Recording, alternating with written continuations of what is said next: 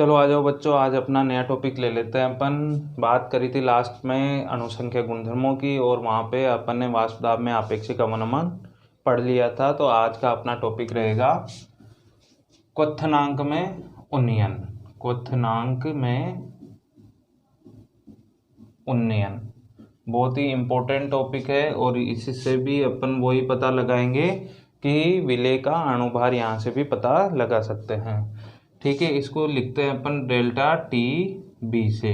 ठीक है, क्वथनांक में उन्नयन तो क्या है ये समझते हैं। ठीक है, पहले समझेंगे फिर आपके दिमाग में एक फ़ोटो क्लियर हो जाएगी। तो सबसे पहले मैंने क्या लिया, वही अपना विलायक है, शुद्ध विलायक है। ठीक है, इसका अगर मैं बात करूं बॉइलिंग पॉइंट यानी क्वथनांक मतलब कितने ताप पर ये उबलता है, तो उस ताप को मैं लिख देता हूं टी नॉट बी। ठीक है, अब मैंने इसमें क्या, एक शुद्ध विलेय है मेरे पास में। ठीक है, और वो कैसा है, अवाष्पशील। तो अवाष्पशील विलेय मैंने कहाँ पे डाल दिया, इस विलायक में डाला। तो अवाष्पशील विलेय जैसे समझने को इस तरीके से समझ सकते हैं कि जो वाटर होता है, पानी होता है, वो 100 डिग्री पे उबलता है, लेकिन जब उसमें नमक मिला दे, नमक कैसा होता है, अवाष्पशील होता है, तो वो पानी अब 100 डिग्री पे ना उबल के 100 डिग्री से ज़्यादा पे उबलेगा। ये बात सबको समझ में आती है।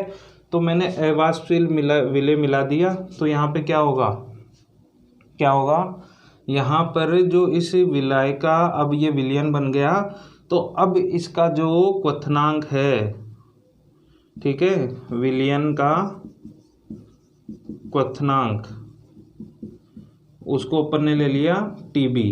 ठीक, अब एक बात समझनी है कि ये टीबी जो है ये ज़्यादा है किससे, टी नॉट बी से। ये कंडीशन आप ध्यान रख लो। ठीक है, तो अगर यहाँ से मैं क्वथनांक में उन्नयन की बात करूँ, ठीक है, क्वथनांक में उन्नयन का मतलब होता है बढ़ना, और वो है डेल्टा टी बी। तो डेल्टा टी बी का पता करना है, तो मैं क्या करूँगा, ज़्यादा माइनस कम, तो ये क्या आ जाएगा, T B minus T naught B. Clear है, तो यहाँ से फॉर्मूला अपना बन गया delta T B is equals to T B minus T naught B. इसको ध्यान रखो, ये इम्पोर्टेंट है। ठीक है, अब एक चीज़ और देखना कि अभी जब अपन ने बात करी थी किसकी, कि सर वाष्प दाब की, तो वाष्प दाब में अवनमन जो आ रहा था वो क्या था, मोलरता के समानुपाती था। ठीक है, बात को समझना, वाष्प दाब में अवनमन किसके समानुपाती था, वाष्प दाब में अवनमन समानुपाती था मोललता के, स्मॉल एम की। ठीक, और यहाँ से देखा तो वाष्प दाब वहाँ पे क्या हो रहा था, अवाष्पशील विलेय मिलाने से उसमें जो कमी आ रही थी वो कब आ रही थी, जब आपने अवाष्पशील विलेय मिलाया। और यहाँ पर अवाष्पशील विलेय मिलाने से क्या हो रहा है, बॉइलिंग पॉइंट यानी क्वथनांक में वृद्धि हो रही है। तो मैं लिख सकता हूँ कि वाष्प दाब में, ध्यान से देखना क्या बात लिख रहा हूँ, वाष्प दाब में, ये बहुत इंपॉर्टेंट बात है, वाष्प दाब में अवनमन समानुपाती हो जाएगा किसके, क्वथनांक में उन्नयन के। ठीक है, मतलब सर वाष्प दाब जितना वाष्पशील विलेय मिलाने से कम होगा तो क्वथनांक उतना ही ज़्यादा बढ़ जाएगा। उन्नयन की बात कर ली तो यहाँ से क्वथनांक में उन्नयन भी किसके समानुपाती हो जाएगा, मोललता के। तो इसको आगे देखें अपन, तो delta T B directly proportional to molality. ये बात समझ में आती है, क्लियर है कहानी। तो प्रोपोर्शनलिटी का साइन हटाने के लिए यहाँ पे कोई कांस्टेंट काम में लेना पड़ेगा, वो है के, और यहाँ पर ये मोलेलिटी है एम। ठीक है, के नहीं, ये के भी लिखना है, और इसको अपन बोल देते हैं मोलल क्वथनांक स्थिरांक, मोलल क्वथनांक स्थिरांक। ठीक है, मोलल क्वथनांक स्थिरांक। अब देखो आगे,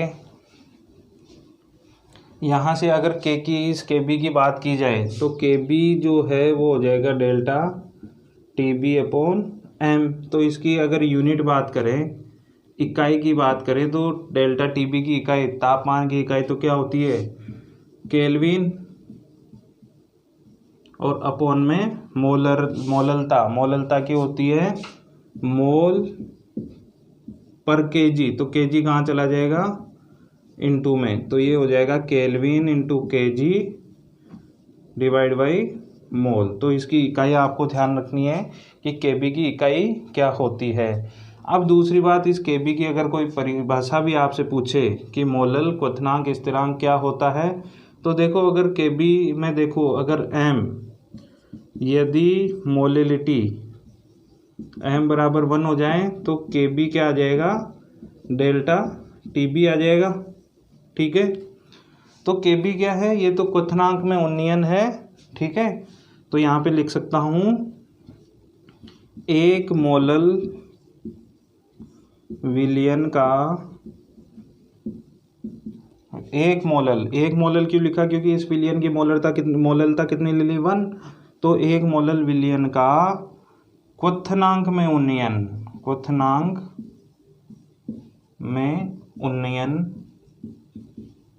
क्या कहलाएगा, क्वथनांक में उन्नयन मोलल क्वथनांक स्थिरांक कहलाता है, मोलल क्वथनांक स्थिरांक कहलाता है। ये बात ध्यान रखनी है आपको। तो ये नोट कर लें, आप देख लें। अब इसके बाद में थोड़ा सा आगे बढ़ेंगे और इसी फॉर्मूले को अपन आगे थोड़ा एक्सपांड करके लिखेंगे और वहाँ से पता करेंगे अपन विलेय का अणुभार। ठीक है, तो इसको मैं रब कर देता हूँ, आपने देख लिया होगा इसको।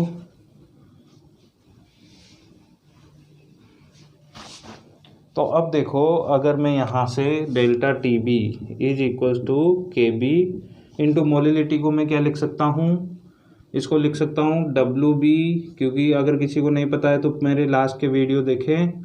इसको लिखेंगे M B into W A, किसमें, ये यहाँ पे किलोग्राम में या ग्राम में लिखा है, तो यहाँ पे क्या करना पड़ेगा, 1000 से मल्टीप्लाई करना पड़ेगा। ठीक है ना, हाँ भाई, यहाँ पे ग्राम में लिखेंगे तो यहाँ पे 1000 से मल्टीप्लाई करना पड़ेगा। तो अगर यहाँ से एम बी का मुझे पता लगाना है, विलेय का अणुभार, तो क्या हो जाएगा, एम बी इधर और डेल्टा टी बी इधर, बाकी सब यहाँ का यहाँ रह जाएगा। तो K B into W B into 1000 upon में delta T B into W A in ग्राम।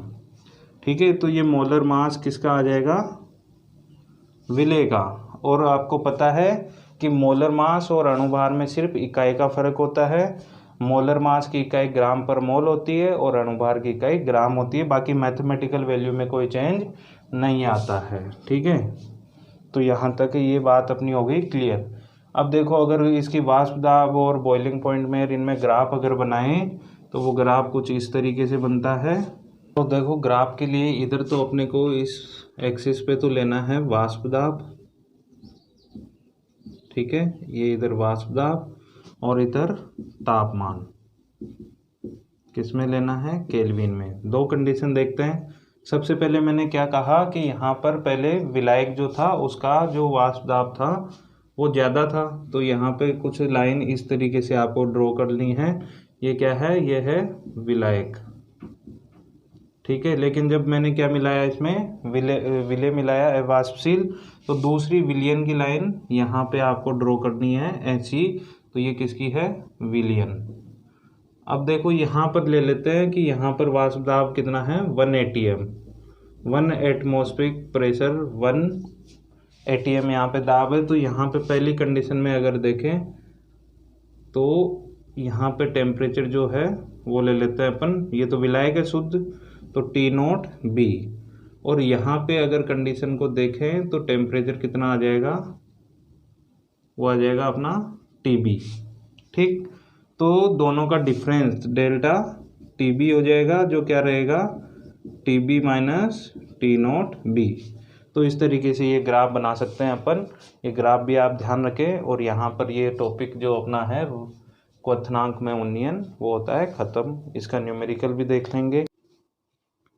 हाँ तो बच्चों ये मैंने यहाँ पे न्यूमेरिकल सोल्व करके आपको बताया। देखो इसको समझा देता हूँ आपको कि ये किस तरीके से क्वेश्चन है। यदि 18 ग्राम ग्लूकोज को, तो विलेय यहाँ पे जो है वो क्या हो जाएगा, ग्लूकोज। तो विलेय का द्रव्यमान कितना हो जाएगा, 18 ग्राम, ठीक है, को 1 kg जल में घोल दिया, तो विलाय क्या हो जाएगा, जल, तो विलाय का द्रव्यमान कितना हो जाएगा, 1 किलोग्राम। ठीक है, यहाँ तक क्लियर है। तो बताओ जल 1.013 बार दाब, मतलब 1 atm प्रेशर, 1 atm का मतलब 1 atm बराबर होता है 1.013 बार, तो वो एक ही बात है। दाब पर कितने ताप पर उबलेगा, कि विलेय को मिलाने के बाद में बॉइलिंग पॉइंट उसका क्वथनांक क्या होगा। ठीक है, और इसके लिए ये के भी दे रखा है। तो सबसे पहले आप क्या करो, दिया गया जो भी क्वेश्चन में उसको नोट कर लो। ठीक है, फिर मैंने यहाँ पे लिखा है कि क्या पता करना है, टीबी पता करना है, क्योंकि विलेय मिलाने के बाद में जो इसका क्वथनांक रहता है उसको टीबी लिखा था, और शुद्ध अवस्था में इसका क्वथनांक जो होता है वो T0B होता है। तो T0B तो क्वेश्चन में नहीं दे रखा, लेकिन जल दे रखा है, तो जल का क्वथनांक तो सबको पता होता है, 100 डिग्री सेल्सियस पर उबलता है। तो मैंने यहाँ पे 100 + 273.15 लिख दिया। ठीक है, 273.15 को अगर डिग्री सेल्सियस में जोड़ देते हैं तो वो किस में आ जाता है, केल्विन में आ जाता है। तो यहाँ पे ये केल्विन में आ गया। चलो अब सारी चीज़ें अपने पास है, केबी भी अपने को पता है। तो सबसे पहले अपन ने फॉर्मूला ये लगाना है, delta TB equals to KB × M। ये M क्या है, ये मोललता है। तो मोललता मैंने यहाँ पे फाइंड कर दी है। मोललता बराबर होता है WB/MB × WA। वैल्यू WB विलेय का द्रव्यमान 18 दे रखा है, और विलेय ग्लूकोज का जो द्रव्यमान, मोलर द्रव्यमान होता है वो 180 ग्राम होता है पर मोल, और ये जो है WA की वैल्यू 1 यहाँ से। ठीक है, इसको सोल्व करते तो 1/10 आता है। अब देखो इसको 1/10 यहाँ रख दो, KB की वैल्यू यह रही 0.52, तो आंसर आएगा 0.052। ठीक, अब देखो ये जो TB डेल्टा TB है, इसको मैं लिख सकता हूँ TB - T0B। ठीक, तो यहाँ देखो अब इधर, तो TB अगर मुझे पता करना है तो इस T0B को क्या कर दूंगा, मैं उधर ट्रांसफ़र कर दूंगा। तो ये T0B इधर माइनस का था, इधर आकर क्या हो जाएगा, प्लस का हो जाएगा।